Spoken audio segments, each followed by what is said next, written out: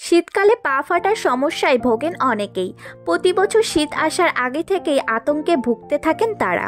পায়ের এত বেহাল দশা হয় যে রাস্তাঘাটে বেরোনো মুশকিল হয়ে যায়। সেই সঙ্গে পা ফাটার কারণে গোড়ালিতে ব্যথাও হয়, জুতো পরতে অসুবিধা হয়। তবে ঘরোয়া পদ্ধতিতে সামান্য যত্ন নিলেই কিন্তু মুশকিল আসান ঘটে।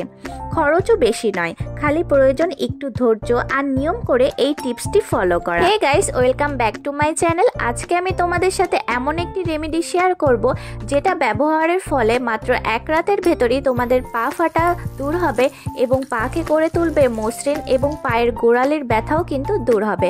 তাহলে চলো রেমেডিটা তৈরি করা যাক। রেমেডিটা তৈরি করার জন্য আমি নিয়ে নিয়েছি একটা স্টিলের বাটি। এবার এই বাটির ভেতর দিয়ে দিচ্ছি আমি সর্ষের তেল। যতটুক সর্ষের তেল নেবে তার অর্ধেক হলুদ দেবে। তো আমি 2 চামচের মতন সর্ষের তেল নিয়েছি, তার জন্য 1 চামচ হলুদ গুঁড়া নিচ্ছি। এরপরে এর ভেতরে দিয়ে দিচ্ছি 4-5টা রসুনের কোয়া আর মোমবাতি। হ্যাঁ, তোমরা ঠিকই শুনেছো, মোমবাতি। তো মোমবাতি বিভিন্ন দোকানে তোমরা পেয়ে যাবে। তো এরকম সাদা কালারের মোমবাতি তোমরা সুতোটা বের করে এভাবে নিয়ে নেবে। এবার এই রেমেডিটা আমি হালকা আছে গ্যাসের চুলায় দিয়ে দিয়েছি। 5 সেকেন্ডের মতন আমি এটা জাল দিয়ে নেব। 5 সেকেন্ড পর দেখবেন এর থেকে হালকা হালকা ফেনা উঠছে। তারপরে এটা নামিয়ে নিতে হবে। রেমেডিটা নামানোর পর হালকা একটু ঠান্ডা করে নিতে হবে। বেশি ঠান্ডা করলে কিন্তু আবার মোমটা জমে যাবে, তাই অল্প ঠান্ডা করতে হবে। যতটুক হাতে বা পায়ে সহ্য করা যায় ততটুকুই।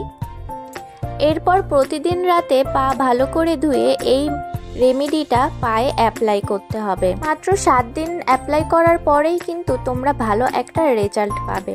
দেখবে পা আগে থেকে কতটা মসৃণ হয়ে গেছে এবং ফাটা এবং পায়ে যে ব্যথা সেটাও কিন্তু কমে গেছে।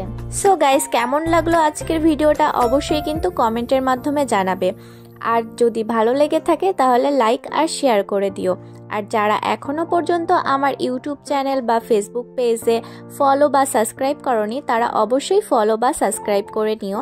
তাহলে আজকের মতন এই পর্যন্তই, আবার দেখা হবে নতুন কোনো ভিডিও নিয়ে। Bye bye.